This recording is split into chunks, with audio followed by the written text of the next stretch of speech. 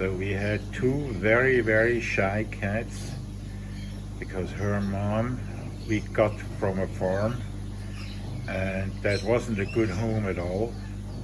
And she was very shy.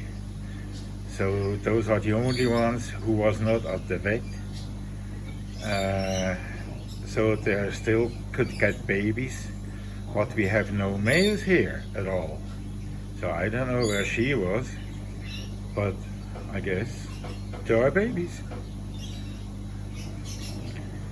And these people, they would drown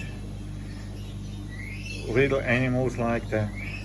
But I tell you, before I drowned animals like that, I would drown myself. There's no lie.